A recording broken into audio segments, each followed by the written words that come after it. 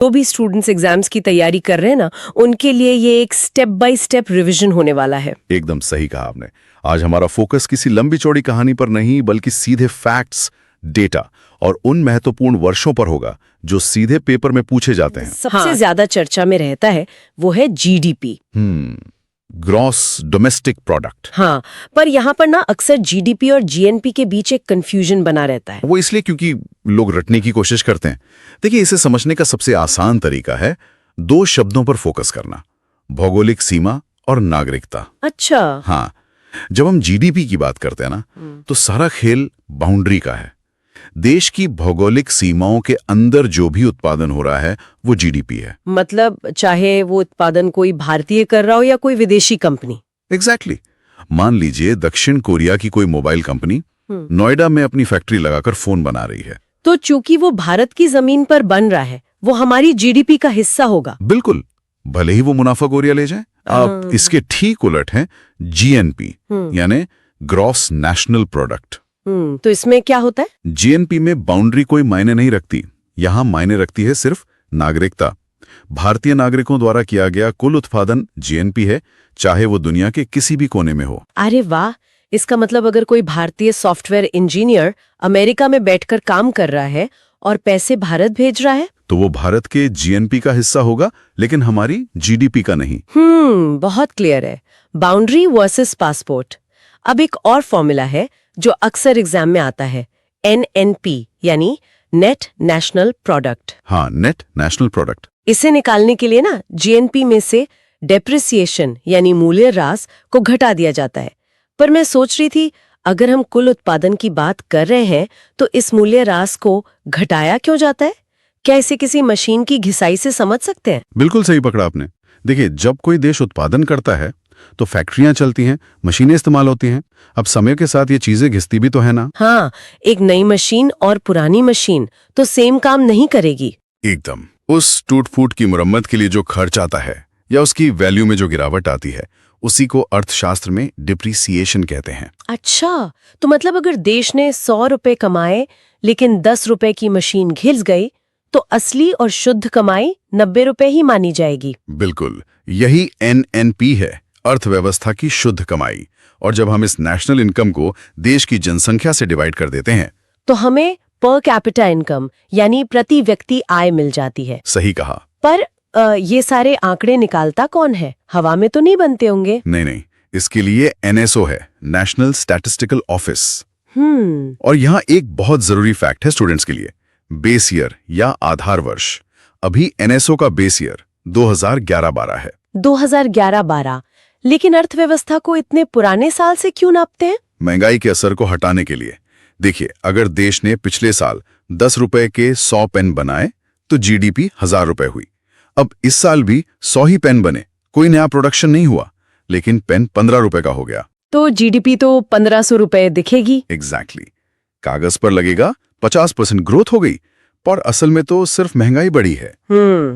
तो ये इन्फ्लेशन यानी महंगाई असल में कमाई की वैल्यू को कम कर देती है। बिल्कुल। और इसे मापने के लिए दो बहुत पॉपुलर इंडेक्स हैं, सीपीआई और डब्ल्यूपीआई। कंज्यूमर प्राइस इंडेक्स और होलसेल प्राइस इंडेक्स। हाँ, डब्ल्यूपीआई थोक बाजार की महंगाई नापता है, जहां सर्विसेज शामिल नहीं होती। पर आम इंसान तो थोक बाजार नहीं जाता ना। इसीलिए आम जनता और सरकार के लिए सीपीआई सबसे ज्यादा जरूरी है। ये कंज्यूमर लेवल पर महंगाई मापता है और इसमें सामान के साथ साथ सेवाएं यानी सर्विसेज भी शामिल होती हैं। अच्छा, और इसके कारण क्या होते हैं? मतलब एग्जाम में अक्सर डिमांड पुल और कॉस्ट पुश इन्फ्लेशन पूछा जाता है। बहुत सिंपल है। डिमांड पुल मतलब बाजार में अचानक मांग बढ़ गई पर सप्लाई कम है।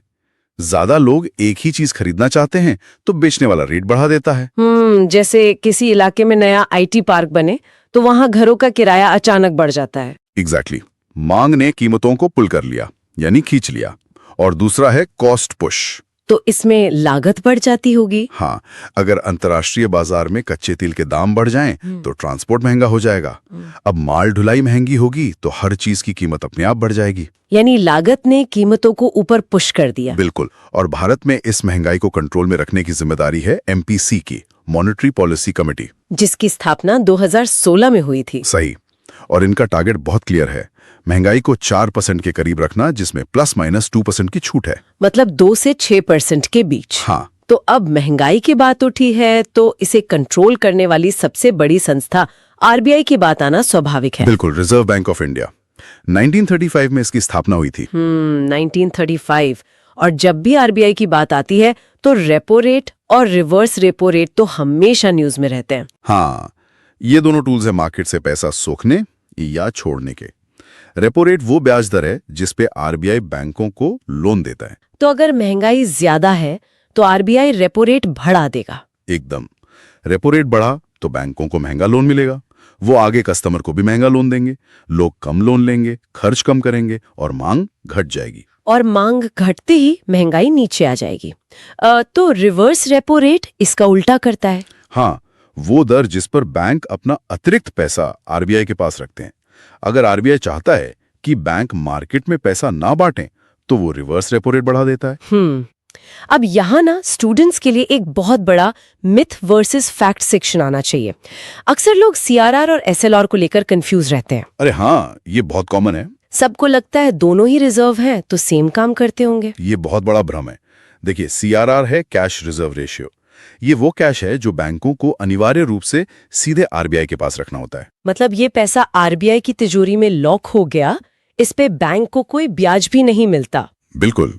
जबकि एसएलआर है स्टैट्यूटरी लिक्विडिटी रेशियो, ये वो रिजर्व है जो बैंकों को अपने ही पास रखना होता है। ओहो। हाँ, और ये सिर्फ कैश में नहीं बल्कि गोल्ड या सरकारी बॉन्ड्स के रूप में भी रखा जा सकता है। मतलब सीआरआर आरबीआई के पास और एसएलआर बैंक के अपने पास। बहुत क्रिटिकल पॉइंट है ये। एकदम। अच्छा, अब देश के अंदर पैसे के मैनेजमेंट की बात हो ही रही है तो टैक्स को कैसे भूल सकते हैं।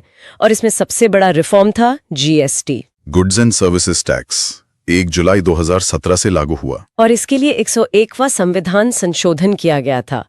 ये एक इनडायरेक्ट टैक्स है। हाँ, अप्रत्यक्ष कर।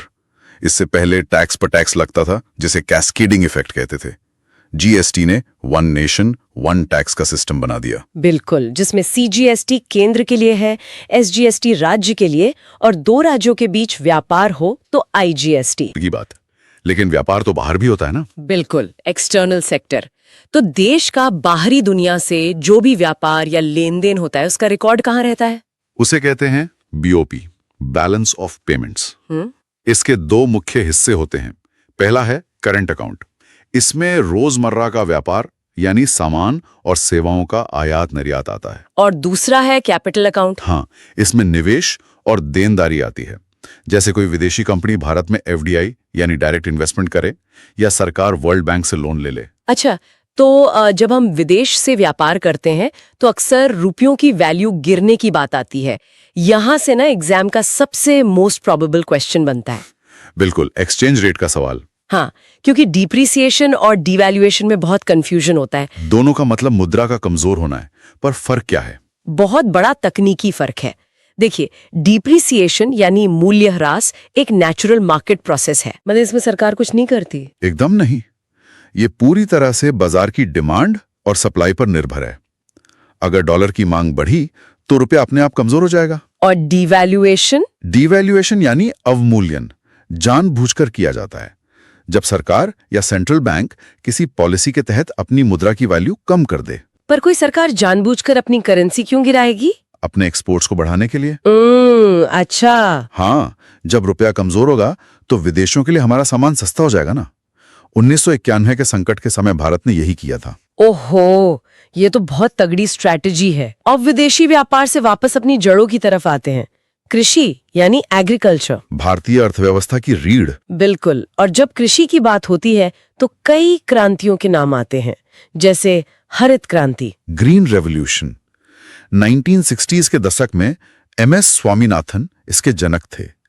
इसमें हाई यील्डिंग बीजों से मेनली गेहूं का उत्पादन बढ़ाया गया था। फिर आई श्वेत क्रांति, जिससे भारत दुनिया का सबसे बड़ा दूध उत्पादक बन गया, और नीली क्रांति जो मछली उत्पादन से जुड़ी है। हाँ, लेकिन इन सब के बावजूद एक बहुत बड़ी प्रॉब्लम है एग्रीकल्चर सेक्टर में, और वो है प्रच्छन्न बेरोजगारी। Disguised unemployment. एग्जैक्टली। ये ऐसी बेरोजगारी है जो दिखती नहीं है। मतलब? मान लीजिए खेत है, जहां 100 बोरी गेहूं उगाने के लिए सिर्फ 2 लोगों की जरूरत है। ठीक है। लेकिन उस किसान के परिवार में 5 लोग हैं और उनके पास कोई और काम नहीं है, तो वो पांचों उसी खेत में लग जाते हैं। पर 5 लोगों के काम करने से भी खेत का साइज तो वही रहेगा, उत्पादन भी 100 बोरी ही होगा। बिल्कुल। उन एक्स्ट्रा 3 लोगों के जुड़ने से उत्पादन में कोई वृद्धि नहीं हुई। उनकी मार्जिनल प्रोडक्टिविटी 0 है। अरे बाप रे, मतलब वो काम करते दिख रहे हैं पर असल में बेरोजगार हैं। हाँ, और यही ग्रामीण गरीबी का बहुत बड़ा कारण है। और गरीबी को मापने के लिए भी तो कई समितियां बनी है ना, जैसे तेंदुलकर समिति और 2014 की रंगराजन समिति। सही। इन्होंने खर्च और उपभोग के आधार पर गरीबी रेखा तय की, और अगर रोजगार का डेटा चाहिए तो एनएसओ का पीएलएफएस सर्विस सबसे अहम है, पीरियोडिक लेबर फोर्स सर्वे। हाँ। लेकिन देखिए ना, सिर्फ जीडीपी या कमाई से तो हम ये नहीं कह सकते कि देश असल में विकसित हो रहा है। बिल्कुल नहीं। इसीलिए 1990 में यूएनडीपी ने एक नया कॉन्सेप्ट निकाला, एचडीआई, ह्यूमन डेवलपमेंट इंडेक्स। हाँ। इसमें इंसान को केंद्र में रखा गया। इसके 3 पैमाने हैं, हेल्थ यानी स्वास्थ्य, एजुकेशन यानी शिक्षा, और इनकम। ये बहुत होलिस्टिक अप्रोच है। तो अब वक्त है आज के सबसे अहम डेटा हाईलाइट सेक्शन का। सारे इंपॉर्टेंट ईयर्स को एक साथ क्रोनोलॉजी में सेट करते हैं। चलिए, ये बहुत स्कोरिंग पार्ट है। तो मैं शुरू करती हूँ।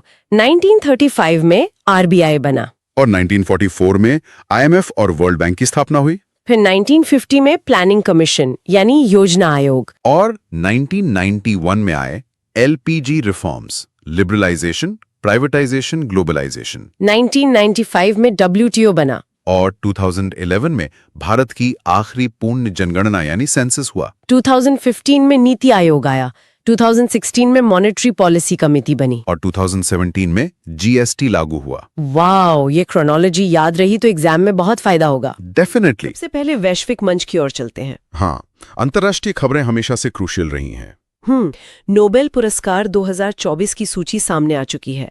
अगर हम शुरुआत करें तो शांति का नोबेल वेनेजुएला की मारिया कोरिना मचाडो को मिला है। तानाशाही के खिलाफ उनके संघर्ष के लिए, है ना? जी बिल्कुल। और साहित्य का नोबेल हंगरी के लासाजेलो क्रजना हुरकाई को उनके उपन्यासों के लिए दिया गया है। तो ये तो सीधे तथ्य हो गए, लेकिन मुझे लगता है असली पेच विज्ञान के नोबेल में है। एकदम सही पकड़ा आपने। अगर हम इसे व्यापक संदर्भ से जोड़ें, मतलब बिग पिक्चर देखें, तो विज्ञान के नोबेल पुरस्कार अब सिर्फ लैब्स तक सीमित नहीं रह गए हैं। मतलब उनका दायरा बढ़ गया है। हाँ, वे सीधे वैश्विक कूटनीति और अर्थव्यवस्था को आकार दे रहे हैं। उदाहरण के लिए इस बार भौतिकी का जो नोबेल है वो क्लार्क, डेरेट और मार्टिनीज को दिया गया है। अच्छा। इनका शोध क्वांटम टनलिंग और ऊर्जा क्वांटाइजेशन पर आधारित है।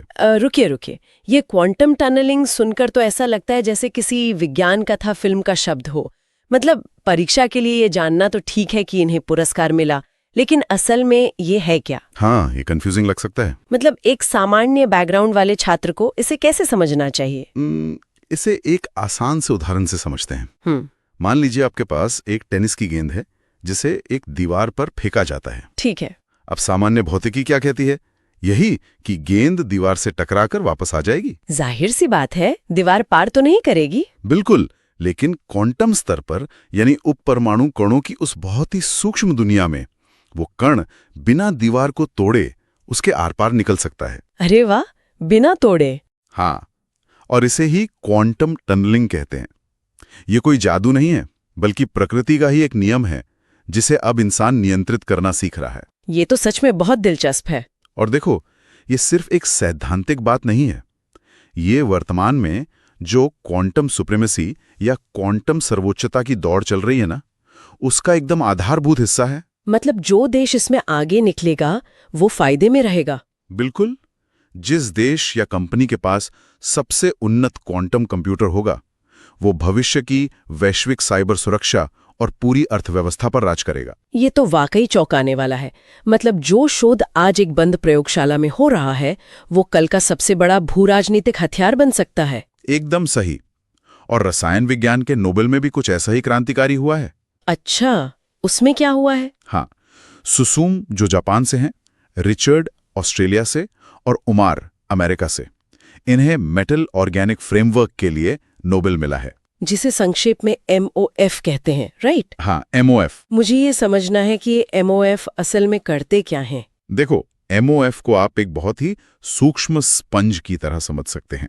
ये एक ऐसा ढांचा है जिसमें अनगिनत छोटे छोटे छिद्र होते हैं। जैसे घर में इस्तेमाल होने वाला स्पंज पानी सोखता है। लगभग वैसा ही, लेकिन ये इतना कस्टमाइजेबल है कि वैज्ञानिक इसे किसी विशिष्ट गैस या तरल को सोखने के लिए डिजाइन कर सकते हैं। अच्छा, मतलब हम डिसाइड कर सकते हैं कि इसे क्या सोखना है। बिल्कुल। अब परीक्षा के लिहाज से, विशेष रूप से अगर हम सामान्य अध्ययन पेपर 3 यानी GS3 की बात करें, तो ये अत्यंत महत्वपूर्ण हो जाता है। वो पर्यावरण वाले हिस्से के लिए। हाँ, क्योंकि आज दुनिया की सबसे बड़ी समस्या क्या है? जलवायु परिवर्तन और जल संकट। सही बात है। और ये जो MOF तकनीक है, ये सीधे हवा से कार्बन डाइऑक्साइड को सोखने में सक्षम है। मतलब कार्बन कैप्चर कर सकती है। हाँ, और इतना ही नहीं, ये हवा की नमी से पीने योग्य पानी भी निकाल सकती है। तो ये पर्यावरण संरक्षण की दिशा में एक बहुत बड़ा गेम चेंजर साबित हो सकता है। अब समझ में आया कि क्यों परीक्षा एजेंसियां इन टॉपिक्स पर सवाल पूछती हैं, क्योंकि ये तकनीकें ही भविष्य की नीतियां तय करने वाली हैं। एकदम। वैसे अर्थशास्त्र के नोबेल को लेकर भी एक बहुत ही रोचक स्थिति बनी है। इस बार जोएल मुकेर, फिलिप और पीटर को ये पुरस्कार मिला है। हाँ, अर्थशास्त्र का नोबेल। और ये तो हम सभी जानते हैं कि 1901 में जब बाकी नोबेल शुरू हुए थे, तब अर्थशास्त्र इसमें शामिल नहीं था। इसे तो बहुत बाद में जोड़ा गया था। सही कहा आपने। लेकिन इन अर्थशास्त्रियों का शोध असल में कहता क्या है? मैंने पढ़ा था कि वे बता रहे हैं कि कैसे गणितीय मॉडल के माध्यम से नई तकनीकें हमेशा पुरानी तकनीकों की जगह ले लेती हैं। हाँ, उनका मूल शोध इसी पर है। पर क्या ये कोई नई बात है? मतलब तकनीक तो हमेशा से बदलती रही है। बैलगाड़ी के बाद कार आई ही थी। आपका सवाल बहुत लॉजिकल है, लेकिन यहाँ जो बात सबसे अधिक आकर्षक है, वो सिर्फ बदलाव का होना नहीं है। बात उस बदलाव की सटीक भविष्यवाणी करने की है। अच्छा, भविष्यवाणी। हाँ, उनका जो शोध है वो ये साबित करता है कि ये बदलाव कोई रैंडम दुर्घटना नहीं है, बल्कि एक बहुत ही स्पष्ट गणितीय प्रक्रिया है। मतलब इसे कैलकुलेट किया जा सकता है। बिल्कुल। और ये शोध नीति निर्माताओं को ये समझने में बहुत मदद करता है कि जब AI जैसी एकदम नई तकनीकें पुरानी नौकरियों को खत्म करेंगी, तो सतत विकास को कैसे सुनिश्चित किया जाए, ताकि समाज का जो पूरा ढांचा है वो चरमरा ना जाए। एकदम से। इसका मतलब है कि तकनीक का आना तो तय है, हमें बस अपने सिस्टम को उसके लिए पहले से तैयार करना होगा। हाँ, तैयारी ही बचाव है। और मुझे लगता है यही बात कूटनीति पर भी लागू होती है, जहां नए चेहरे पुरानी व्यवस्थाओं की जगह ले रहे हैं। जैसे जापान को ही देख लीजिए। हाँ, जापान में बड़ा बदलाव हुआ है। सबानाई तकेची वहां की पहली महिला प्रधानमंत्री बनी है। ये अपने आप में एक बहुत ऐतिहासिक बदलाव है। बिल्कुल, जापान की राजनीति हमेशा से पुरुष प्रधान रही है। उधर यूनेस्को में भी, जिसका मुख्यालय पेरिस में है और जो 1945 से काम कर रहा है, वहां मिस्र के खालिद एल अनानी पहले अरब महानिदेशक बने हैं। तो ये नियुक्तियां सिर्फ नाम नहीं है, ये वैश्विक शक्ति संतुलन में हो रहे बदलाव का संकेत हैं। लेकिन देखो, कूटनीति सिर्फ इन बड़े संस्थानों तक सीमित नहीं रहती। हाँ, सॉफ्ट पावर का भी तो रोल होता है। बिल्कुल, ये सॉफ्ट पावर के जरिए भी बहुत गहराई से काम करती है। और भारत इटली के संबंधों में ये बहुत साफ साफ दिख भी रहा है। इटली की प्रधानमंत्री जॉर्जिया मेलोनी की आत्मकथा आई है, आई एम जॉर्जिया। हाँ, काफी चर्चा में है ये किताब। और सबसे दिलचस्प बात यह है कि इस किताब की प्रस्तावना भारत के प्रधानमंत्री ने लिखी है। मतलब इंटरनेट पर जो मेलोडी हैशटैग ट्रेंड चला था, वो सिर्फ एक सोशल मीडिया मीम नहीं था। नहीं, वो तो अंतर्राष्ट्रीय संबंधों में व्यक्तिगत कूटनीति का एक बहुत ही बेहतरीन उदाहरण है। बिल्कुल। मुख्य परीक्षा के उत्तरों में, खासकर जब सॉफ्ट पावर की बात हो, तो ये एक बहुत ही प्रासंगिक केस स्टडी बन सकता है। एकदम सही कह रही हैं आप। खैर, चलिए अब अंतर्राष्ट्रीय मन से थोड़ा भूगोल की ओर मुड़ते हैं। ठीक है। एक ऐसा खंड जो अक्सर परीक्षा कक्ष में छात्रों के लिए बहुत असमंजस पैदा करता है, जिसे हम मिथक बनाम तथ्य कह सकते हैं। ये एक बहुत ही दिलचस्प हिस्सा होने वाला है। भूगोल को लेकर एक बहुत ही आम मिथक है जो अक्सर छात्रों को कंफ्यूज करता है। वो दक्षिण अमेरिका वाला। हाँ, मिथक ये है कि दक्षिण अमेरिका के सभी देशों की सीमा किसी न किसी महासागर से लगती है। लेकिन तथ्य ये है कि वहाँ केवल बोलिविया और पराग्वे ही दो ऐसे देश हैं जो पूरी तरह से लैंडलॉक्ड हैं। मतलब वो भूरुद्ध हैं, चारों तरफ जमीन से घिरे हैं। हाँ, लेकिन यहाँ मेरा एक सवाल है। दक्षिण अमेरिका का नक्शा तो सालों से वैसा ही है, उसमें तो कोई बदलाव नहीं आया। बिल्कुल नहीं। तो फिर अचानक से ये स्टैटिक भौगोलिक तथ्य अक्टूबर की समसामयिकी में इतनी प्रमुखता से क्यों आ गया? मतलब परीक्षा के लिए अभी क्यों जरूरी है? ये एक बहुत ही बेहतरीन सवाल है। देखो, प्रतियोगी परीक्षाओं में कभी भी कोई भी मैप बेस्ड प्रश्न हवा में से नहीं पूछा जाता। उसका कोई ना कोई कारण होता है। हाँ, वो हमेशा किसी न किसी हालिया भू राजनीतिक घटना से जुड़ा होता है। इस समय दक्षिण अमेरिका 2 बड़े कारणों से वैश्विक चर्चा के एकदम केंद्र में है। वो 2 कारण क्या हैं? पहला, उरुग्वे ने हाल ही में इच्छा मृत्यु यानी यूथेनेशिया को कानूनी रूप से वैध घोषित कर दिया है। ये तो बहुत बड़ा कदम है। हाँ, जिससे ये पूरा क्षेत्र सामाजिक और नैतिक बहस का एक बहुत बड़ा केंद्र बन गया है। और दूसरा कारण? दूसरा कारण है बोलीविया में रिगो पाज की नए राष्ट्रपति के रूप में नियुक्ति। अच्छा, तो जब किसी क्षेत्र में इस तरह के इतने बड़े राजनीतिक या सामाजिक बदलाव होते हैं, तो परीक्षा बनाने वाले सीधे उस खबर को पूछने के बजाय उस क्षेत्र के भूगोल को अपना लक्ष्य बना लेते हैं। मतलब सीधे कान पकड़ने के बजाय घुमाकर पकड़ते हैं। बिल्कुल, इसीलिए बोलीविया और पराग्वे का मैप अचानक से करंट अफेयर्स का हिस्सा बन जाता है। ये एक बहुत ही सटीक विश्लेषण है। मतलब करंट अफेयर्स को सिर्फ ऊपर ऊपर से पढ़ना नहीं है, बल्कि उसके पीछे के जो भौगोलिक और ऐतिहासिक सुराग हैं उन्हें भी पकड़ना है। एकदम सही। तो चलिए अब वैश्विक मंच से निकलकर भारत की ओर आते हैं। दुनिया भर में जो नई तकनीकें और विचार आ रहे हैं, भारत के राज्य उन्हें अपनी स्थानीय नीतियों में कैसे ढाल रहे हैं, ये देखना बहुत दिलचस्प है। हाँ, और राज्यों में काफी कंपटीशन भी है इस चीज को लेके। बिल्कुल, और इसका सबसे बेहतरीन उदाहरण तो केरल से आया है। केरल ने राइट टू डिस्कनेक्ट विधेयक पेश किया है। ये बहुत चर्चा में रहा है। हाँ, और ऐसा करने वाला वो भारत का पहला राज्य बन गया है। वैसे वैश्विक स्तर पर फ्रांस ने इसकी शुरुआत की थी। हाँ, फ्रांस इसमें पायनियर था। लेकिन मेरा सवाल ये है कि क्या ये वास्तव में भारत जैसी तेजी से भागती अर्थव्यवस्था में काम कर सकता है? मतलब क्या 24 घंटे उपलब्ध ना रहना व्यावहारिक है आज के समय में? यहीं पर इस कानून की असली समझ काम आती है। देखो, ये कानून काम को पूरी तरह रोकने के बारे में नहीं है। तो फिर इसका मुख्य उद्देश्य क्या है? ये कर्मचारियों को उनके आधिकारिक कार्य समय के बाद किसी भी डिजिटल संपर्क, जैसे ऑफिस का फोन कॉल हो या ईमेल, उसका जवाब ना देने का एक कानूनी अधिकार देने के बारे में है। मतलब बॉस आपको रात में फोन करके परेशान नहीं कर सकता? बिल्कुल, बिना किसी दंडात्मक कार्रवाई के डर के आप उसे इग्नोर कर सकते हैं। मुख्य परीक्षा या निबंध के लिए ये टॉपिक एक गोल्ड माइन है। वो कैसे? पर सवाल आएगा तो केरल का ये राइट टू डिस्कनेक्ट कानून आधुनिक प्रशासन का सबसे सशक्त उदाहरण बन सकता है। ये सच्ची में एक बहुत प्रगतिशील कदम है। और सामाजिक नीतियों में एक और शानदार उपलब्धि छत्तीसगढ़ से देखने को मिली है। हाँ, वहां भी कुछ बहुत अच्छा हुआ है। वहां का जो बालोद जिला है वो भारत का पहला बाल विवाह मुक्त जिला बन गया है। ये तो बहुत बड़ी बात है। और इसे याद रखने की ट्रिक भी बहुत आसान है। अब बाल विवाह से बालोद नाम तुरंत दिमाग में आ जाता है। हाँ, इस तरह की जो निमोनिक्स या ट्रिक्स होती है ना, वो परीक्षा के दबाव में बहुत काम आती हैं। बिल्कुल आती हैं। और अगर हम स्थानीय स्तर पर हो रहे कुछ अन्य विकास कार्यों को देखें तो मध्य प्रदेश के कूनो नेशनल पार्क में पहली चीता सफारी शुरू हुई है। कूनो तो वैसे भी चीतों के लिए काफी न्यूज में रहा है। हाँ, और ये सफारी वहां पारिस्थितिकी पर्यटन यानी इको टूरिज्म को बहुत बढ़ावा देगी। और इंफ्रास्ट्रक्चर के मोर्चे पर बुनियादी ढांचे में देखें तो महाराष्ट्र के नवी मुंबई एयरपोर्ट का नाम बदलकर अब DY पाटिल एयरपोर्ट कर दिया गया है। ठीक है, तो ये सब तो राज्यों की बात हो गई। एक मजबूत समाज और बुनियादी ढांचे के बाद बात आती है राष्ट्र की सुरक्षा और उसके वैश्विक प्रदर्शन की। हाँ, ये भी एक बड़ा पिलर है। रक्षा परिदृश्य में सैन्य अभ्यास हमेशा से परीक्षा का एक बहुत महत्वपूर्ण हिस्सा रहे हैं। बिल्कुल रहे हैं, लेकिन देखो अब प्रश्न पूछने का तरीका थोड़ा बदल गया है। आप कैसे पूछते हैं? अब सिर्फ ये नहीं पूछा जाता कि किन देशों के बीच अभ्यास हुआ, बल्कि उनके आयोजन स्थल यानी वेन्यू बहुत ज्यादा पूछे जाते हैं। अच्छा, तो चलिए इस सूची को थोड़ा डिकोड करते हैं। अभ्यास ऑस्ट्रा हिंद, भारत और ऑस्ट्रेलिया के बीच पश्चिमी ऑस्ट्रेलिया के पर्थ में हुआ। ठीक है। अभ्यास इंद्रा, भारत और रूस के बीच राजस्थान के महाजन फील्ड में आयोजित किया गया। हाँ। और अभ्यास कोंकण, भारत और यूके की नौसेनाओं के बीच भारत के पश्चिमी तट पर हुआ। लेकिन यहाँ मेरा एक बेसिक सवाल है, छात्रों को इन स्थानों को रटने की क्या जरूरत है? क्योंकि ये स्थान सिर्फ एक लोकेशन नहीं है, ये देशों की रणनीतिक प्राथमिकताओं को दर्शाते हैं। मतलब कोई हिडन मैसेज होता है? बिल्कुल।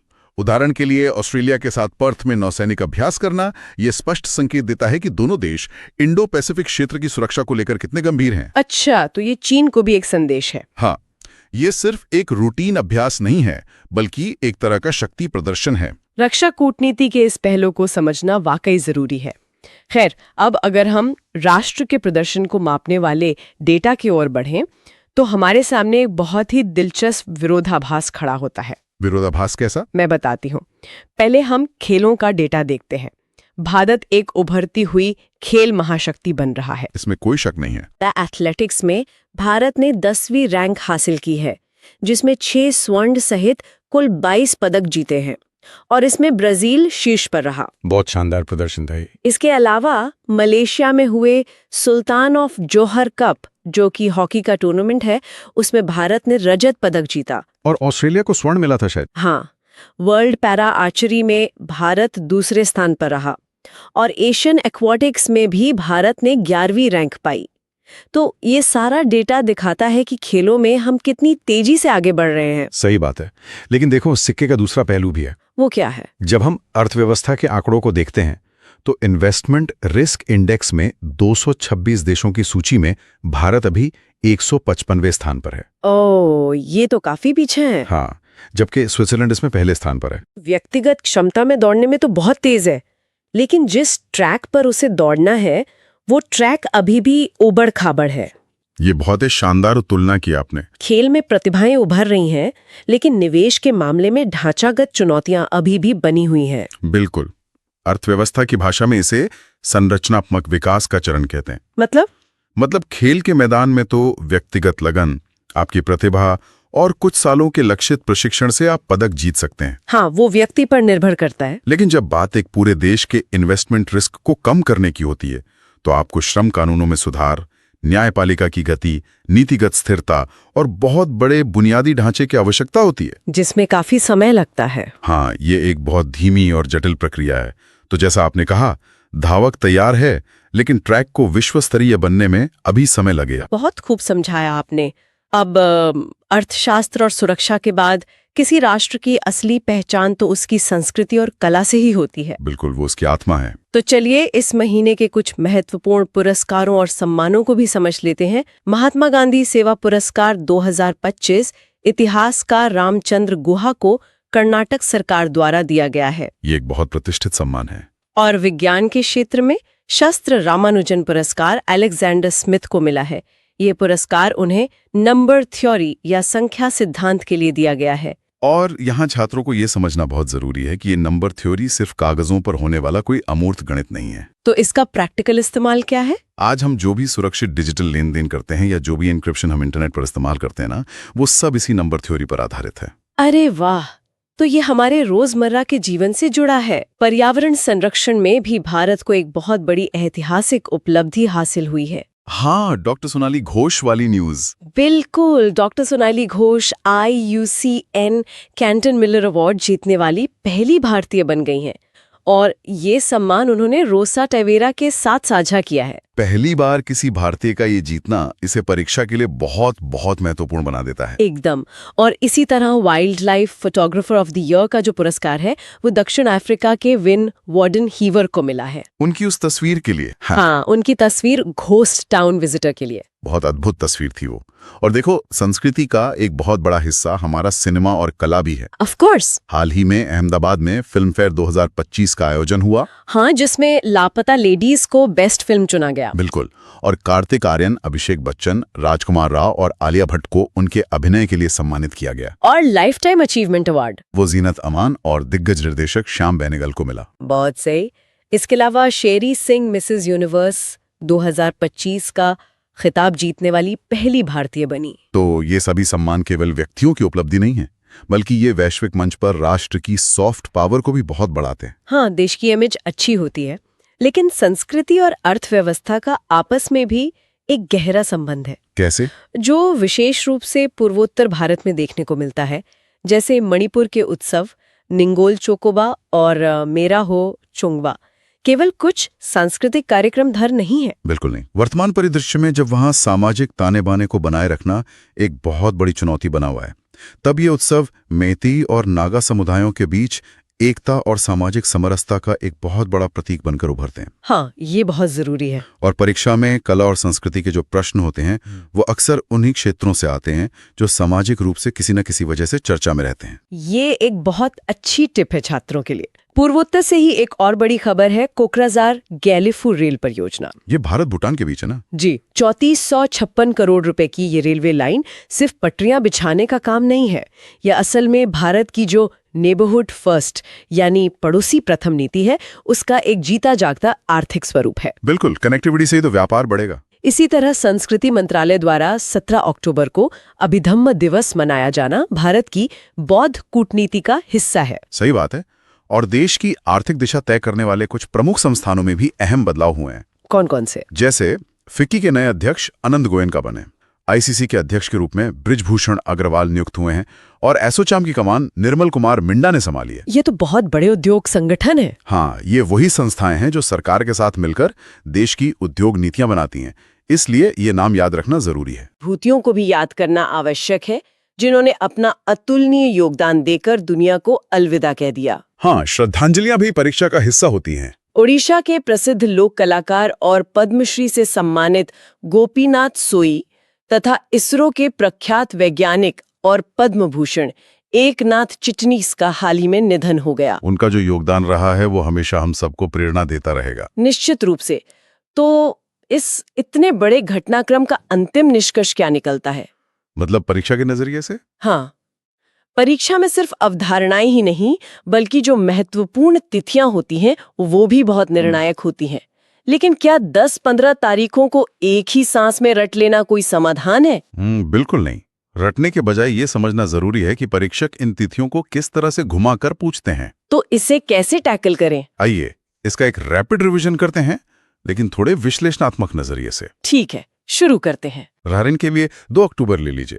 हर कोई जानता है कि ये गांधी जयंती है और लाल बहादुर शास्त्री जी की जयंती है, जिन्होंने जय जवान जय किसान का नारा दिया था। बिल्कुल, लेकिन परीक्षा में अक्सर अंतर्राष्ट्रीय अहिंसा दिवस की थीम पूछी जाती है, जो कि 2 अक्टूबर को ही होता है। इस बार की थीम क्या है? इस बार की थीम है say no to violence, building institutions of peace. या फिर आपसे स्वच्छ भारत दिवस के बारे में पूछ लेंगे, जिसकी शुरुआत इसी दिन 2014 में हुई थी। ये सच में एक बहुत ही तार्किक तरीका है चीजों को जोड़ने का। जैसे 1 और 2 अक्टूबर को ही 11वां world green economy summit Dubai में हुआ, जो सीधा सतत विकास से जुड़ता है। बिल्कुल। और 1 अक्टूबर को क्या होता है? वृद्ध जनों के लिए अंतर्राष्ट्रीय दिवस। और 7 अक्टूबर को? 7 अक्टूबर को छठा विश्व कपास दिवस मनाया जाता है। इसी तरह 8 अक्टूबर को भारतीय वायुसेना दिवस मनाया जाता है, क्योंकि 1932 में इसी दिन इसकी स्थापना हुई थी, है ना? एकदम सही। और 11 अक्टूबर का जो अंतर्राष्ट्रीय बालिका दिवस है, जो 2012 से शुरू हुआ था, वो महिला सशक्तिकरण के प्रश्नों के लिए बहुत महत्वपूर्ण है। और 16 अक्टूबर का विश्व खाद्य दिवस, वो FAO यानी खाद्य और कृषि संगठन की स्थापना से जुड़ा है। इसके बाद 23 अक्टूबर को विश्व हिम तेंदुआ दिवस होता है। और 24 अक्टूबर को 30वां विश्व पोलियो दिवस मनाया गया, जिसकी एक बहुत महत्वपूर्ण थीम थी, and polio, every child, every vaccine, everywhere. तो ये रैपिड रिवीजन वाकई उन सभी महत्वपूर्ण तिथियों को बस रटने के बजाय उनके पैटर्न को समझने का एक बहुत ही बेहतरीन तरीका है। हाँ, इससे चीजें लंबे समय तक याद रहती हैं। हमने आज विज्ञान के एकदम सूक्ष्म कणों से लेकर अंतर्राष्ट्रीय कूटनीति, राष्ट्रीय नीतियों और अर्थव्यवस्था के ऊबड़ खाबड़ ट्रैक तक का पूरा सफर तय किया है। और ये पूरी चर्चा अंत में हमें एक बहुत ही गहरे वैचारिक चौराहे पर लाकर खड़ी कर देती है। मतलब? अगर हम आज के 2 बिल्कुल विपरीत छोरों को एक साथ रखकर देखें तो एक बहुत ही दिलचस्प विरोधाभास नजर आता है। कैसा विरोधाभास? मैं समझी नहीं। देखो, एक तरफ हमने अर्थशास्त्र के नोबेल विजेताओं की बात की थी, याद है? हाँ, तकनीक के बदलाव वाली बात। उनका जो गणितीय मॉडल है वो ये साबित कर रहा है कि AI और नई तकनीकें अनिवार्य रूप से हमारी पुरानी मानव केंद्रित तकनीकों और व्यवस्थाओं की जगह लेंगी। हाँ, ये तो तय है। ये एक ऐसा तकनीकी प्रवाह है जिसे रोका नहीं जा सकता। लेकिन ठीक उसी समय दूसरी तरफ हम केरल के राइट टू डिस्कनेक्ट कानून की भी चर्चा कर रहे थे। ओह, अब मैं समझ रही हूँ। एक ऐसा कानून जो इंसानों को इस लगातार बढ़ती हुई डिजिटल और तकनीकी दुनिया से कटने का कानूनी अधिकार दे रहा है। ये वर्ष 2000 में एक ही महीने के भीतर 3 नए राज्यों का उदय हुआ था। देखिए, 1 नवंबर को मध्य प्रदेश का पुनर्गठन हुआ और छत्तीसगढ़ 26वें राज्य के रूप में अस्तित्व में आया। और इसके ठीक 8 दिन बाद 9 नवंबर को उत्तर प्रदेश के पहाड़ी क्षेत्रों को अलग करके उत्तराखंड का निर्माण किया गया, जिसे उस वक्त उत्तरांचल के नाम से जाना जाता था। और फिर 15 नवंबर को बिहार के दक्षिणी हिस्से से झारखंड राज्य का गठन हुआ। ये तो हो गए बेसिक तथ्य। लेकिन अगर मैं एक परीक्षार्थी के नजरिए से सोचूं तो सवाल ये उठता है कि परीक्षक इसे पूछेगा कैसे? मतलब क्या वो सीधे तारीख पूछेगा? तो वो क्रम में लगाने को कहेंगे। बिल्कुल। परीक्षक इन 3 राज्यों के नाम दे देगा और कहेगा कि इनके गठन के सही क्रम को पहचाने। इसलिए ये 1, 9 और 15 का क्रम छत्तीसगढ़, उत्तराखंड, झारखंड दिमाग में एकदम छपा होना चाहिए। क्रोनोलॉजी का ये खेल सच में फंसाने वाला होता है। वैसे 15 नवंबर की तिथि केवल झारखंड के गठन तक सीमित नहीं है। इस दिन कुछ और भी बहुत बड़ा होता है ना? हाँ, 15 नवंबर को पूरा देश जनजातीय गौरव दिवस मनाता है और वर्ष 2025 का ये दिन इसलिए ऐतिहासिक मील का पत्थर बन गया है क्योंकि ये महान स्वतंत्रता सेनानी भगवान बिरसा मुंडा की 150वीं जयंती है। अरे 150वीं जयंती, ये आंकड़ा तो इसे सीधे मोस्ट इम्पॉर्टेंट श्रेणी में डाल देता है। मुझे याद आ रहा है कि प्रधानमंत्री ने इस अवसर पर एक विशेष स्थान से देश को संबोधित किया था। हाँ, प्रधानमंत्री ने गुजरात के डेडियापाड़ा से अपना संबोधन दिया था। डेडियापाड़ा। विज्ञ परीक्षा के लिए यह स्थान बहुत अहम है क्योंकि आमतौर पर छात्र जनजातीय दिवस सुनकर किसी उत्तर पूर्वी राज्य या झारखंड के किसी स्थान का अनुमान लगाते हैं। परीक्षक इसी मनोवैज्ञानिक झुकाव का फायदा उठाते हैं। ये एक बहुत ही पैनी नजर है।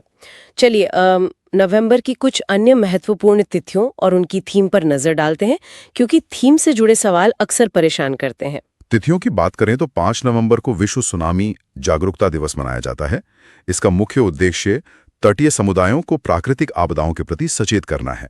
और 9 नवंबर को हमने उत्तराखंड स्थापना दिवस की बात की थी, लेकिन उसी दिन राष्ट्रीय विधिक सेवा दिवस भी तो होता है। हाँ, यहाँ मैं थोड़ा रुकना चाहूंगी।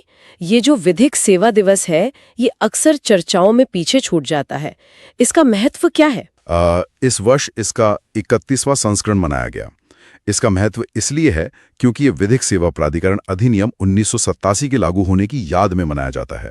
अच्छा, 1987 का अधिनियम। हाँ, इसका मूल उद्देश्य समाज के कमजोर वर्गों को मुफ्त और सक्षम कानूनी सेवाएं प्रदान करना है। इसके बाद 11 नवंबर को राष्ट्रीय शिक्षा दिवस आता है, जो देश के पहले शिक्षा मंत्री मौलाना अबुल कलाम आजाद की जयंती के उपलक्ष्य में होता है। बिल्कुल।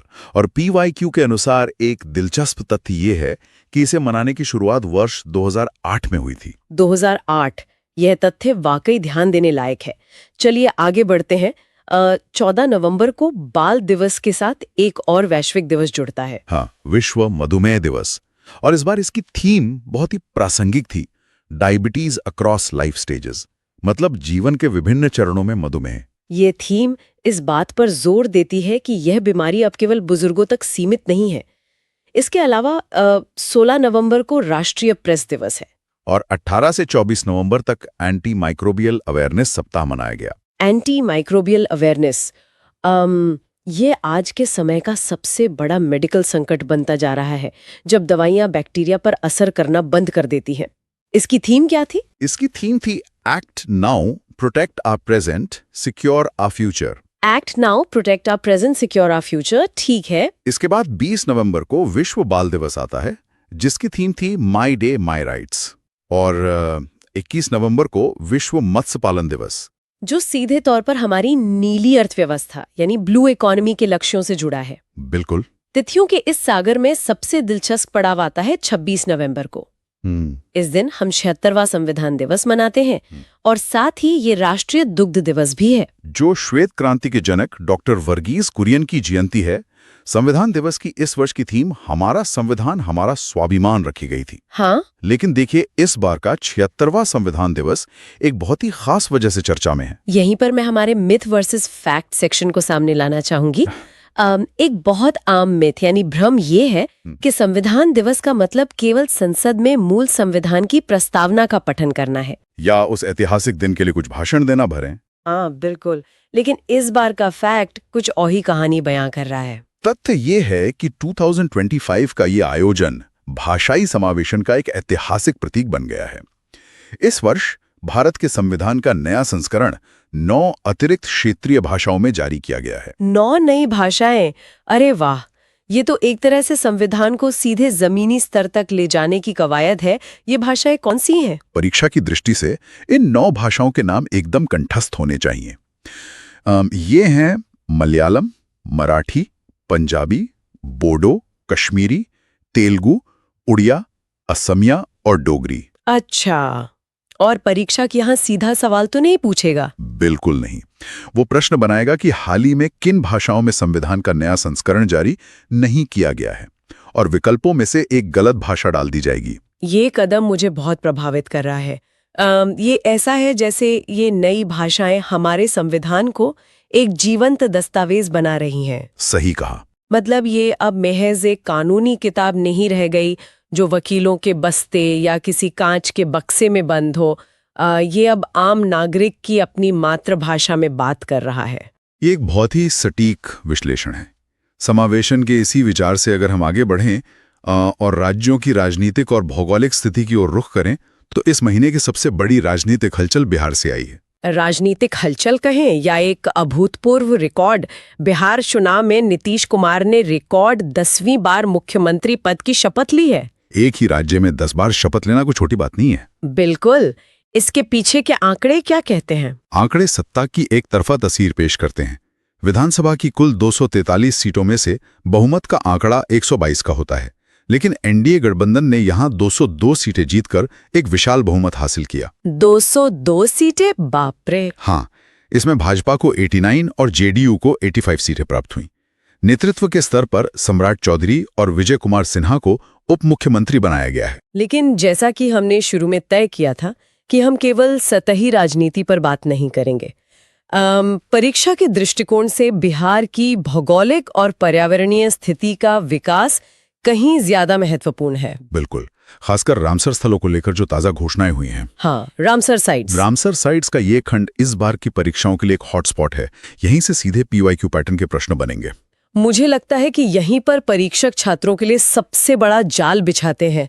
ये बिल्कुल एक जासूसी टाइमलाइन को सुलझाने जैसा है। एकदम सही। आप क्रोनोलॉजी रटकर नहीं गए तो आप गए। देखिए, जून 2025 में राजस्थान के मेनार और खिचन को इस सूची में शामिल किया गया था। उसके बाद बिहार का नंबर आता है। हाँ, सितंबर में बिहार के 2 स्थल रामसर साइट घोषित हुए थे। 92वां स्थल बना उदयपुर झील और 93वां बना गोकुल जलाशय। और अब ताजा घटनाक्रम में नवंबर 2025 में 94वें स्थल की घोषणा हुई है, जो गोगाबिल झील है। ये भी बिहार में ही स्थित है। यानी 92 से लेके 94 तक की पूरी सीरीज लगातार बिहार से ही है। छात्र अक्सर क्या करते हैं कि वो केवल ताजा खबर पढ़ते हैं कि भारत का 94वां रामसर स्थल गोगाबिल बन गया है। वे 92 और 93 को भूल जाते हैं और यहीं उनका एक नंबर कट जाता है। प्रश्न पत्र में सवाल इस तरह आएगा कि वर्ष 2025 में घोषित रामसर स्थलों को उनके कालानुक्रम में व्यवस्थित करें। गोकुल, गोगाबिल, उदयपुर। अच्छा, अगर आपको ये नहीं पता कि 92वां उदयपुर है, 93वां गोकुल है और 94वां गोगाबिल है, तो आप इसे हल नहीं कर पाएंगे। तो मतलब 92 उदयपुर, 93 गोकुल और 94 गोगाबिल। ये क्रम याद रखना होगा। ये रणनीति उन सभी के लिए बहुत काम आएगी जो इस डीप डाइव को सुन रहे हैं। बिल्कुल। अब थोड़ा सामरिक और सांस्कृतिक बुनियादी ढांचे की तरफ मुड़ते हैं। सीमा सड़क संगठन, जिसे हम बीआरओ कहते हैं, उसने लद्दाख में एक बहुत बड़े प्रोजेक्ट को अंजाम दिया है। हाँ, बीआरओ ने लद्दाख में न्यूमा एयरबेस का निर्माण किया है। Pneuma airbase. इसकी सामरिक अहमियत का अंदाजा आप इसी बात से लगा सकते हैं कि ये वास्तविक नियंत्रण रेखा मतलब एलएसी से मात्र 25 किलोमीटर की दूरी पर है। सिर्फ 25 किलोमीटर? हाँ, यह दुनिया के सबसे ऊंचे सामरिक ठिकानों में से एक बन गया है, जो वायुसेना को उस दुर्गम क्षेत्र में एक अभूतपूर्व बढ़त देगा। हार्ड पावर के इस मोर्चे से अगर हम सॉफ्ट पावर की ओर आएं, तो संस्कृति के क्षेत्र में भी बड़ी खबरें हैं। यूनेस्को के क्रिएटिव सिटीज नेटवर्क ने उत्तर प्रदेश के लखनऊ को खान पान की नगरी यानी सिटी ऑफ गैस्ट्रोनॉमी का विशेष दर्जा दिया है। अवधी व्यंजनों की जो ऐतिहासिक विरासत है, उसे अब वैश्विक पटल पर पहचान मिली है। वैश्विक पटल की बात चली है तो 56वें भारतीय अंतर्राष्ट्रीय फिल्म महोत्सव का जिक्र भी जरूरी है, जो 20 से 28 नवंबर के बीच गोवा में आयोजित हुआ। बिल्कुल, जिसे हम IFFI कहते हैं। इस महोत्सव के कुछ खास तथ्य हैं जो सीधे परीक्षा में आते हैं। वे तथ्य क्या हैं? देखिए, इस वर्ष सर्वश्रेष्ठ फिल्म का गोल्डन पीकॉक पुरस्कार वियतनाम की फिल्म स्किन ऑफ यूथ को दिया गया। स्किन ऑफ यूथ, वियतनाम की फिल्म। हाँ, इसके अलावा 2 देश विशेष रूप से चर्चा में रहे। इस वर्ष का फोकस देश जापान था, जबकि पार्टनर देश के रूप में स्पेन ने शिरकत की। फोकस देश जापान और पार्टनर स्पेन, ये याद रखना होगा क्योंकि ये दोनों अलग अलग श्रेणियां हैं। अब इन सांस्कृतिक कूटनीतियों और राष्ट्रीय नीतियों से बाहर निकलकर देखते हैं कि वैश्विक मंच पर इसका क्या असर हो रहा है। हाँ, अंतर्राष्ट्रीय शिखर सम्मेलनों में इस महीने काफी हलचल रही है। बिल्कुल। G20 और कॉप जैसे मंच आज की दुनिया में किसी भी देश की कूटनीतिक हैसियत तय करते हैं। 2025 का G20 शिखर सम्मेलन 22 और 23 नवंबर को जोहानिसबर्ग, दक्षिण अफ्रीका में संपन्न हुआ। और इसके साथ ही अगले वर्ष यानी 2026 के लिए ये मियामी, अमेरिका में प्रस्तावित कर दिया गया है। वैसे G20 का इतिहास भी अक्सर पूछ लिया जाता है। हाँ, इसकी स्थापना 26 सितंबर 1999 को हुई थी। ये एक स्थिर लेकिन बहुत महत्वपूर्ण तथ्य है।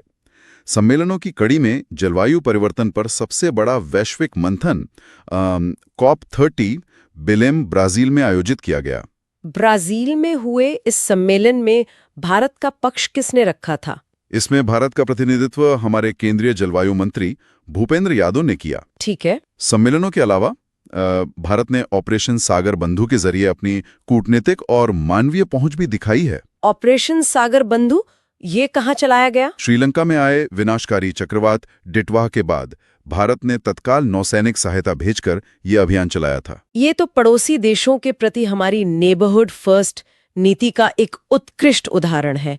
और शायद इसी कूटनैतिक पकड़ का परिणाम है कि 2026 के गणतंत्र दिवस के लिए जो मुख्य अतिथि चुने गए हैं वे बहुत ही हाई प्रोफाइल हैं। बिल्कुल।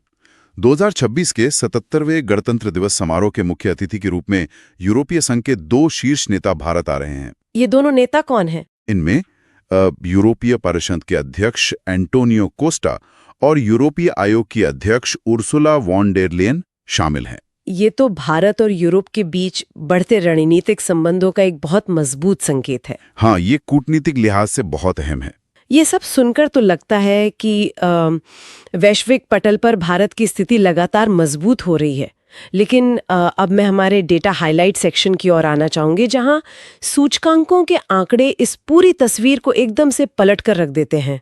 यहाँ एक बहुत बड़ा विरोधाभास खड़ा होता है। आप किस विरोधाभास की बात कर रही हैं? देखिए, अगर हम प्रदर्शन सूचकांकों का विश्लेषण करें तो जलवायु परिवर्तन प्रदर्शन सूचकांक मतलब CCPI में भारत की रैंक 10वीं से धड़ाम से गिरकर 23वीं हो गई है।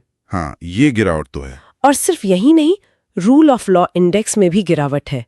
हम 79 से खिसककर 86वीं रैंक पर पहुंच गए हैं। सही बात है। लेकिन कहानी का दूसरा पहलू ये है कि पावर इंडेक्स 2025 में कुल 27 देशों की सूची में भारत पूरी दुनिया में तीसरे स्थान पर बरकरार है, केवल अमेरिका और चीन के बाद। बिल्कुल। तो एक तरफ हम दुनिया की तीसरी सबसे बड़ी ताकत है और दूसरी तरफ पर्यावरण और कानून के शासन में हम इतना नीचे जा रहे हैं। क्या ये समझ से परे नहीं है? देखिए, ये सवाल बहुत ही स्वाभाविक है। इसे समझने के लिए हमें इन सूचकांकों की कार्यप्रणाली या मैकेनिज्म को समझना होगा।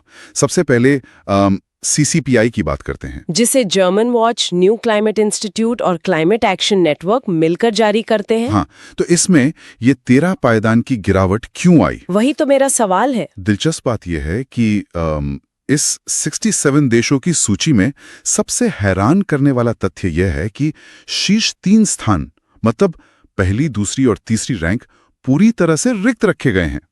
किसी भी देश को ये स्थान नहीं दिए गए। रुकिए, शीर्ष 3 स्थान खाली? ये कैसे संभव है? कोई तो पहले नंबर पर होगा ना? यहीं पर इसका कैच है। CCPI के मानक पेरिस समझौते के लक्ष्यों पर कड़ाई से आधारित हैं। इसका मतलब यह है कि दुनिया का कोई भी देश, चाहे वो खुद को कितना भी विकसित या हरित क्यों ना कहता हो, वो पेरिस समझौते के उन कठोर मानकों को पूरा नहीं कर पाया जो ग्लोबल वार्मिंग को रोकने के लिए जरूरी हैं। बिल्कुल। वैश्विक पैमाने इतने सख्त हो चुके हैं कि कोई टॉप 3 के लायक ही नहीं बचा। चौथे स्थान पर डेनमार्क है और सऊदी अरब अंतिम स्थान पर। ओहो, तो मतलब है कि हमारी रैंक का गिरना सिर्फ हमारी अपनी घरेलू कमियों का नतीजा नहीं है, बल्कि ये इस बात का भी संकेत है कि पूरी दुनिया के लिए पर्यावरण मूल्यांकन का दायरा अब कितना कठोर हो गया है। ठीक है, ये बात है। अब पावर इंडेक्स और रूल ऑफ लॉ के अंतर को देखते हैं। हाँ, वो भी एक बड़ा विरोधाभास था। देखिए, पावर इंडेक्स किसी देश की हार्ड पावर मतलब सैन्य ताकत, अर्थव्यवस्था का आकार और जनसांख्यिकी क्षमता को मापता है। जिसमें भारत स्वाभाविक रूप से एक विशाल शक्ति है। सही कहा। लेकिन वर्ल्ड जस्टिस प्रोजेक्ट द्वारा जारी किया जाने वाला रूल ऑफ लॉ एक गुणवत्ता आधारित सूचकांक है। यह न्याय तक पहुंच, भ्रष्टाचार पर नियंत्रण और मौलिक अधिकारों की स्थिति देखता है। तो यहीं पर हार्ड पावर और सॉफ्ट पावर का अंतर स्पष्ट होकर सामने आता है। एकदम सही। यह व्याख्या तो उस पूरे विरोधाभास को सुलझा देती है। डेटा की बात चल ही रही है तो वर्ल्ड अर्बनाइजेशन प्रोस्पेक्ट्स रिपोर्ट के आंकड़े भी देख लेते हैं। दुनिया में सर्वाधिक आबादी वाले शहरी क्षेत्रों में इंडोनेशिया का जकार्ता पहले स्थान पर है। उसके बाद ढाका और टोक्यो हैं। और दिल्ली इस सूची में वैश्विक स्तर पर चौथे स्थान पर है। अच्छा, दिल्ली चौथे स्थान पर है। और अगर हम शहरों की भीड़ से हटकर खुशी का पैमाना देखें तो टाइम आउट मैगजीन के अनुसार एशिया की सबसे खुशहाल सिटी का दर्जा भारत की आर्थिक राजधानी मुंबई को मिला है। मुंबई की उस तेज भागदौड़ और लोकल ट्रेन की भीड़ के बीच खुशी का ये तमगा थोड़ा आश्चर्यजनक लेकिन सुखद है। हाँ बिल्कुल। अब ये सारी नीतियां, कूटनीति और वैश्विक सूचकांक अंततः हवा में तो काम नहीं करते ना, इन्हें आकार देने वाले व्यक्ति होते हैं। इसलिए चर्चित व्यक्तित्व, नियुक्तियों और सम्मान का खंड किसी भी परीक्षा की हार्ट बीट होता है। राष्ट्रीय नियुक्तियों में इस महीने की सबसे बड़ी खबर सर्वोच्च न्यायालय से आई। भारत को अपना 53वां मुख्य न्यायाधीश मतलब CJI मिला है। हाँ, जस्टिस सूर्यकांत ने ये पदभार ग्रहण किया है। इन्होंने जस्टिस BR गवई का स्थान लिया है। लेकिन परीक्षा के लिए सिर्फ नाम काफी नहीं है। बिल्कुल नहीं। इसके लिए संविधान का अनुच्छेद 124 याद रखना अत्यंत महत्वपूर्ण है, जो सर्वोच्च न्यायालय की स्थापना और न्यायाधीशों की नियुक्ति का प्रावधान करता है। अनुच्छेद 124। और अंतर्राष्ट्रीय स्तर पर भी कुछ नए नेतृत्व उभर कर सामने आए हैं ना? हाँ, जैसे कि कैमरून के राष्ट्रपति पॉल बिया, जो 92 वर्ष के हो चुके हैं, अब विश्व के सबसे वृद्ध राष्ट्रपति बन गए हैं। इसके अलावा लैटिन अमेरिका में बोलीविया के नए राष्ट्रपति रुगो पास परेरा बने हैं और अफ्रीकी देश मेडागास्कर में कर्नल माइकल ने राष्ट्रपति का पद संभाला है। इन सत्ता शिखरों से आगे बढ़कर अगर हम बौद्धिक और शांति के क्षेत्र में दिए जाने वाले सम्मान की बात करें तो इस बार का साहित्य का प्रतिष्ठित बुकर पुरस्कार 2025 कनाडाई, हंगेरियन, ब्रिटिश मूल के लेखक डेविड स्लेजे को दिया गया है। ये पुरस्कार उन्हें उनके उपन्यास फ्लैश के लिए मिला है। फ्लैश मतलब FLESH। ठीक है। शांति पुरस्कारों की श्रेणी में भी 2 बड़े नाम हैं। इंदिरा गांधी शांति पुरस्कार इस बार चिली की पूर्व राष्ट्रपति मिशेल बैचेलेट को प्रदान किया गया और मानवाधिकारों व अभिव्यक्ति की स्वतंत्रता के लिए दिया जाने वाला Dayton peace prize lifetime achievement मशहूर और विवादास्पद लेखक 1 दिसंबर को ही ले लीजिए, विश्व एड्स दिवस। अब सिर्फ दिन याद रखना काफी नहीं है। 1998 में इसकी शुरुआत हुई थी और 2025 की थीम है overcoming disruption transforming the AIDS response. मुझे लगता है कि इन थीम्स को याद रखने का सबसे अच्छा तरीका इन्हें एक पासवर्ड की तरह देखना है। एक पासवर्ड की तरह?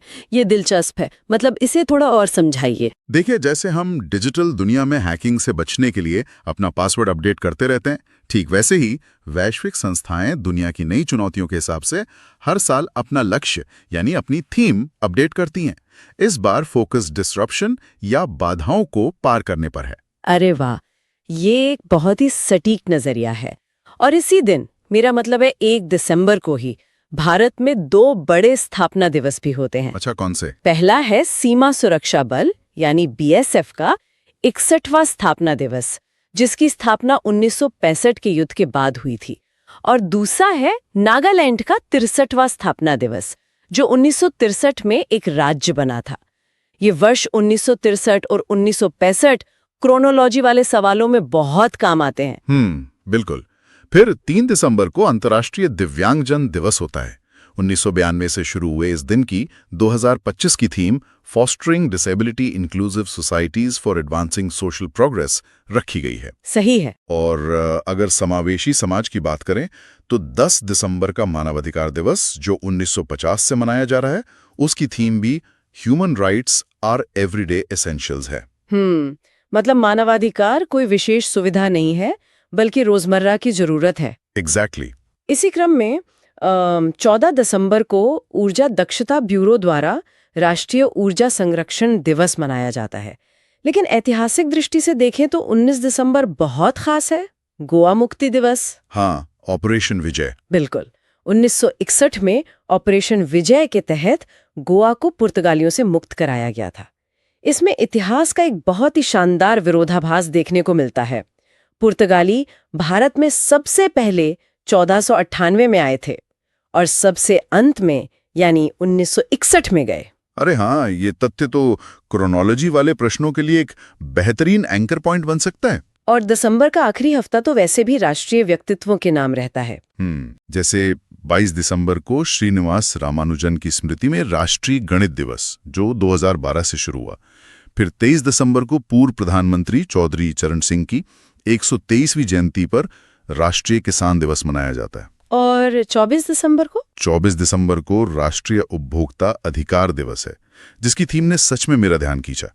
Efficient and speedy disposal through digital justice. हाँ, और इसके पीछे एक बहुत बड़ा लॉजिक है। वो क्या? देखिए, आजकल उपभोक्ता धोखाधड़ी, ई-कॉमर्स और एआई जेनरेटेड स्कैम्स के जरिए सबसे ज्यादा हो रही हैं। सही बात है। तो ऐसे में न्याय प्रणाली को भी तो डिजिटल होना पड़ेगा। इसीलिए इस थीम को डिजिटल जस्टिस पर केंद्रित किया गया है। समझ गया। और फिर 25 दिसंबर को पूर्व प्रधानमंत्री अटल बिहारी वाजपेयी जी की 101वीं जयंती पर सुशासन दिवस है। और अंत में 26 दिसंबर को वीर बाल दिवस का चौथा संस्करण मनाया गया। 2022 में घोषित ये दिन गुरु गोबिंद सिंह जी के साहिबजादों जोरावर सिंह और फतेह सिंह के सर्वोच्च बलिदान को समर्पित है। तो तिथियों के इस पूरे ढांचे के बाद मुझे लगता है अब हमें विज्ञान और पर्यावरण के उस डेटा हाईलाइट सेक्शन की ओर बढ़ना चाहिए, जिसने हाल ही में सबसे ज्यादा चौंकाया है। हाँ, बिल्कुल। भारत के भूगोल में एक बड़ा सैद्धांतिक बदलाव हुआ है। आप नए भूकंपीय जोन मानचित्र की बात करिए ना? जी बिल्कुल। क्योंकि अभी तक हम पढ़ते थे कि भारत में 4 भूकंपीय जोन हैं, जोन 2, 3, 4 और 5। लेकिन अब एक नया जोन 6 भी जोड़ दिया गया है। मतलब कुल 5 जोन हो गए हैं। ऐसा क्या हुआ कि अचानक नक्शा बदलना पड़ा? देखिए, ये रातों रात नहीं हुआ है। पिछले कुछ दशकों में हिमालयी बेल्ट और पूर्वोत्तर भारत में टेक्टोनिक प्लेट्स की गतिविधियों और माइक्रो सीस्मिसिटी का डेटा बहुत तेजी से बदला है। अच्छा। सूक्ष्म भूकंपीय घटनाएं। हाँ, तो जोन 5 में कुछ इलाके ऐसे थे जहां खतरे का स्तर बाकी जगहों से कहीं ज्यादा था। उन्हीं अलग कर एक नया जोन 6 बनाया गया है, जो अब सबसे संवेदनशील और उच्चतम खतरे वाला क्षेत्र है। तो इंफ्रास्ट्रक्चर परियोजनाओं के लिए ये डेटा गेम चेंजर होगा। बिल्कुल, क्योंकि अब जोन 6 में निर्माण के मानक पूरी तरह बदल जाएंगे। सही बात है। और पर्यावरण से ही जुड़ा एक और महत्वपूर्ण आंकड़ा रामसर साइट्स का है। भारत में इनकी कुल संख्या अब 96 हो गई है। अरे वाह! नए नाम कौन से जुड़े? राजस्थान के अलवर में सिलेरल लेक और छत्तीसगढ़ के बिलासपुर में कोपरा जलाशय इसमें नए जुड़े हैं। आर्द्र भूमियों का संरक्षण सिर्फ पानी बचाने के लिए नहीं, बल्कि कार्बन सिंक के रूप में उनकी भूमिका के लिए बहुत महत्वपूर्ण है। बिल्कुल। और विज्ञान के मोर्चे पर एक नीतिगत पहल भी हुई है, जिसे शांति बिल नाम दिया गया है। शांति बिल? हाँ, यह परमाणु ऊर्जा अधिनियम 1962 की जगह लेगा। और सबसे बड़ी बात, यह परमाणु ऊर्जा क्षेत्र में निजी भागीदारी को मंजूरी देता है। यहीं पर मुझे एक बड़ी चिंता नजर आती है। मतलब परमाणु ऊर्जा कोई सामान्य क्षेत्र तो है नहीं। में सुरक्षा मानकों से समझौता हो सकता है? देखिए, ये एक बहुत ही वाजिब डर है। लेकिन अगर हम वैश्विक ऊर्जा परिदृश्य को देखें, तो भारत का लक्ष्य 2070 तक नेट जीरो एमिशन हासिल करना है। हाँ, वो तो है। अब सरकार अकेले इतने बड़े पैमाने पर परमाणु संयंत्र नहीं लगा सकती। इस बिल का मुख्य उद्देश्य स्मॉल मॉड्यूलर रिएक्टर्स यानी SMR के निर्माण में निजी पूंजी लाना है। अच्छा। ये छोटे होते हैं, सुरक्षित माने जाते हैं और इन्हें फैक्ट्रियों में बनाकर सीधे साइट पर असेंबल किया जा सकता है। अच्छा। और सुरक्षा का नियंत्रण अभी भी पूरी तरह से सरकार के पास ही रहेगा। निजी क्षेत्र सिर्फ निर्माण और फंडिंग में मदद करेगा। तो ये ऊर्जा जरूरतों को तेजी से पूरा करने का एक आर्थिक मॉडल है। और अगर टेक्नोलॉजी की बात करें तो AI के इस दौर में कॉपीराइट उल्लंघन एक बड़ी समस्या बन गया है। हाँ, बिल्कुल। इसके समाधान के लिए one nation one licence one payment योजना लाई गई है। ये क्रिएटर्स को AI कंपनियों से उनके डेटा के इस्तेमाल का उचित मूल्य दिलाने का एक ढांचा तैयार कर रही है। ये तो बहुत जरूरी कदम है। और अंतरिक्ष में भी हमने बड़े कदम उठाए हैं। इसरो ने LVM-3 रॉकेट से 6100 किलोग्राम के ब्लू बर्ड ब्लॉक 2 सैटेलाइट का सफल प्रक्षेपण किया है। 6100 किलोग्राम, ये तो काफी भारी है। हाँ, इतनी भारी पेलोड क्षमता इसरो को कमर्शियल स्पेस मार्केट में एक बड़ा खिलाड़ी बनाती है। वहीं आदित्य L1 ने हाल ही में आए विशाल सौर तूफान, जिसे गैगन स्टॉर्म नाम दिया गया है, उसका विस्तार से अध्ययन किया। Gaghan storm. और ऊर्जा और खनन की बात करें तो चिनाब नदी पर 260 मेगावाट की दुल्हस्ती स्टेज 2 को मंजूरी मिली है और अरुणाचल में सुबनश्री लोअर की दूसरी यूनिट शुरू हो गई है। लेकिन एक आंकड़ा जिसने मुझे सबसे ज्यादा परेशान किया वो है अरावली पर्वत श्रृंखला के 0.19% भाग में खनन की अनुमति मिलना। ये प्रतिशत सुनने में भले ही 0.19 लगता हो, लेकिन अरावली, दिल्ली और आसपास के इलाकों के लिए थार रेगिस्तान को बढ़ने से रोकने वाली इकलौती दीवार है। बिल्कुल।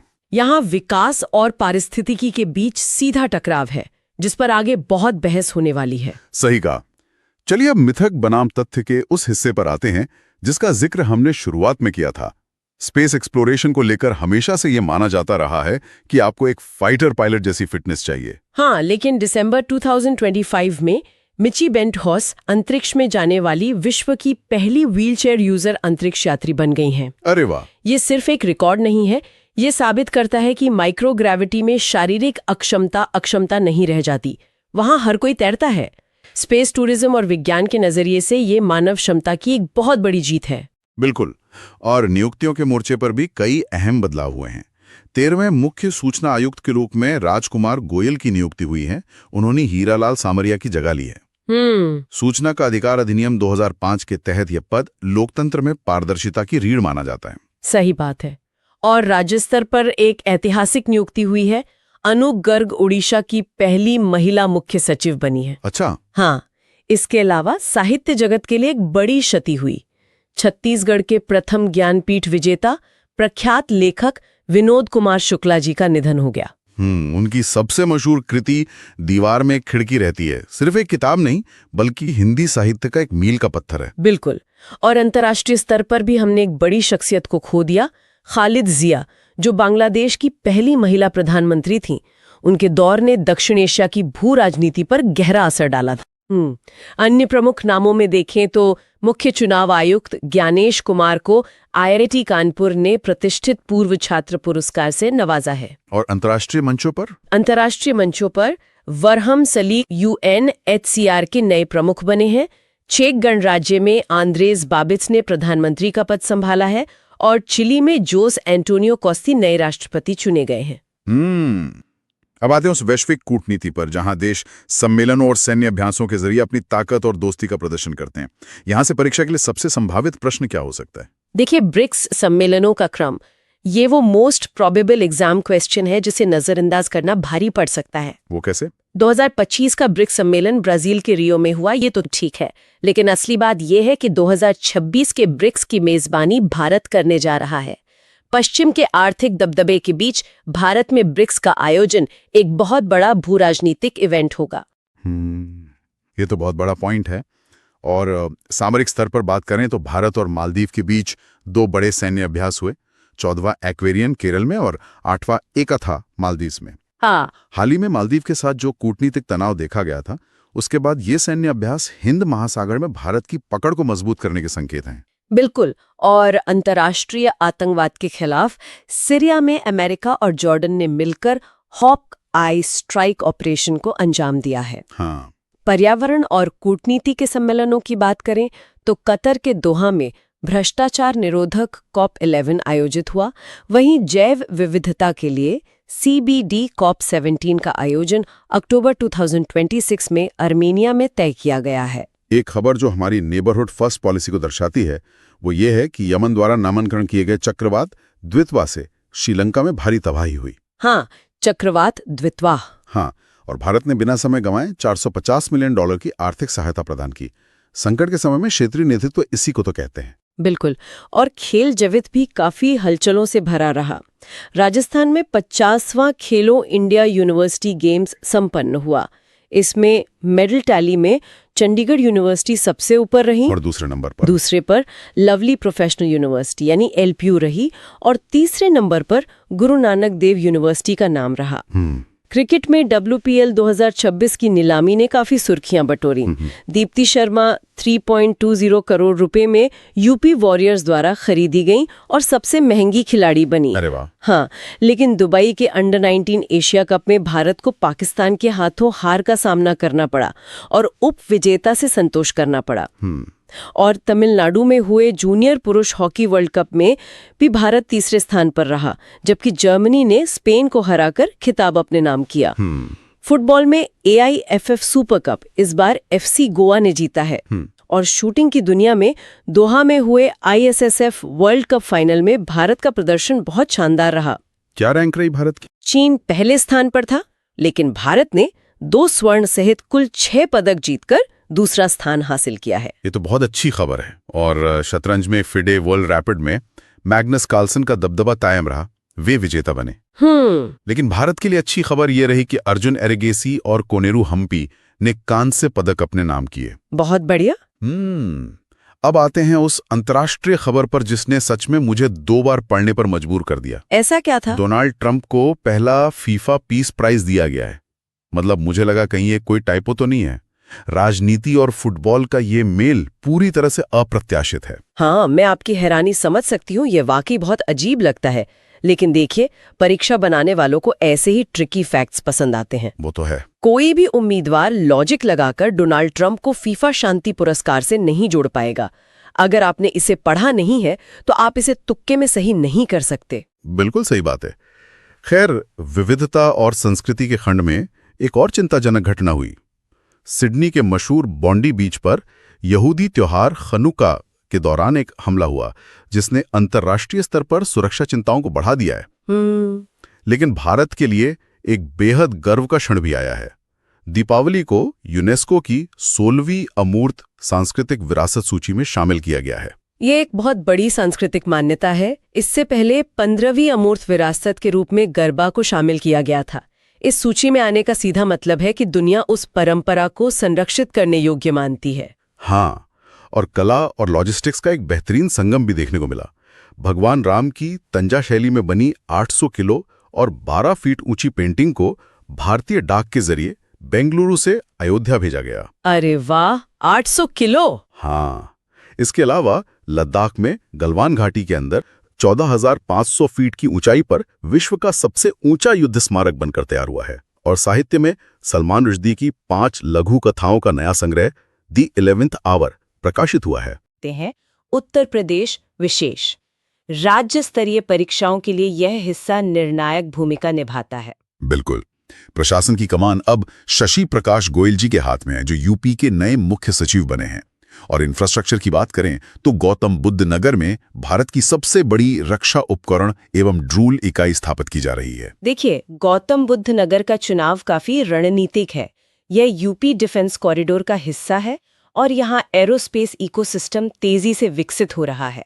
इसके साथ ही यूपी ने इको टूरिज्म में भी एक बड़ी छलांग लगाई है। अच्छा, वो कैसे? कतर्निया घाट वन्यजीव अभयारण्य से दुधवा टाइगर रिजर्व तक राज्य की पहली विस्टाडोम जंगल सफारी ट्रेन शुरू की गई है। अरे वाह! विस्टाडोम ट्रेनों की खासियत उनकी कांच की छतें और चौड़ी खिड़कियां होती हैं। हाँ, ये सिर्फ यातायात का साधन नहीं है, मतलब ये पर्यटकों को पर्यावरण के करीब ले जाने और स्थानीय अर्थव्यवस्था को बढ़ावा देने का एक शानदार मैकेनिज्म है। एकदम सही। और शिक्षा और संस्कृति के क्षेत्र में वाराणसी में 25 करोड़ की लागत से देश का पहला भाषा संग्रहालय बन रहा है। भाषा संग्रहालय? हाँ, क्योंकि भाषाएं सिर्फ संवाद का जरिया नहीं होती, वे इतिहास सहेजती हैं। वहीं गोरखपुर में राज्य का पहला वन विश्वविद्यालय स्थापित किया जा रहा है, जो वानिकी अनुसंधान को नई दिशा देगा। और अंतर्राष्ट्रीय कूटनीति की झलक अयोध्या में भी दिखी, जहां दक्षिण कोरिया की महारानी श्री रत्ना की 10 फीट ऊंची प्रतिमा स्थापित हुई है। हाँ, उनका अयोध्या से प्राचीन नाता माना जाता है। बिल्कुल। और लखनऊ में राष्ट्र प्रेरणा स्थल का उद्घाटन हुआ और अंतरिक्ष यात्री शुभांशु शुक्ला के नाम पर एक सड़क का नामकरण किया गया है। और अर्थव्यवस्था के नजरिए से पूर्वांचल भी पीछे नहीं है। मिर्जापुर में पूर्वांचल का पहला प्रोसेसिंग प्लांट लगाया गया है अच्छा। और आगरा के सिंघना में अंतर्राष्ट्रीय आलू केंद्र का दक्षिण एशिया क्षेत्रीय केंद्र खुला है, जो कृषि निर्यात को बढ़ाएगा। साथ ही एक और बड़ी खबर है कि सारनाथ को यूनेस्को विश्व धरोहर की सूची में शामिल करने के लिए प्रस्ताव भेजा जा चुका है। ये तो बहुत अच्छी पहल है। अंत में कुछ प्रमुख पुरस्कारों की बात कर लेते हैं। प्रतिष्ठित विज्ञान रत्न 2025 जयंत विष्णु नार्लिकर जी को मिला है। पर्यावरण में शानदार काम के लिए सुप्रिया साहू को UNEP champions of the earth और जिनाली मोदी को यंग चैंपियन का खिताब मिला। फिल्म फेयर ओटीटी अवार्ड्स में ब्लैक वारंट बेस्ट सीरीज रही और पाताल लोक 2 को क्रिटिक्स चॉइस मिला, जबकि जयदीप अहलावत बेस्ट एक्टर चुने गए। और हाँ, अर्थव्यवस्था का एक बड़ा अपडेट भी है। आरबीआई ने अपनी नई रेपो रेट 5.25% कर दी है। लेकिन जो सबसे बड़ा नीतिगत बदलाव है वो मध्य प्रदेश से आया है। मध्य प्रदेश रोलिंग बजट अपनाने वाला देश का पहला राज्य बन गया है। ये रोलिंग बजट का कॉन्सेप्ट काफी दिलचस्प है। मतलब आमतौर पर बजट पूरे 1 साल के लिए फिक्स होता है, लेकिन रोलिंग बजट में हर महीने या तिमाही के आधार पर बजट की समीक्षा होती है और उसमें बदलाव किए जा सकते हैं। बिल्कुल। यह अर्थव्यवस्था को अधिक चुस्त और रियल टाइम डेटा पर आधारित बनाता है। एकदम सही कहा आपने। तो हमने सभी महत्वपूर्ण डेटा पॉइंट्स की मैकेनिज्म को समझ लिया है।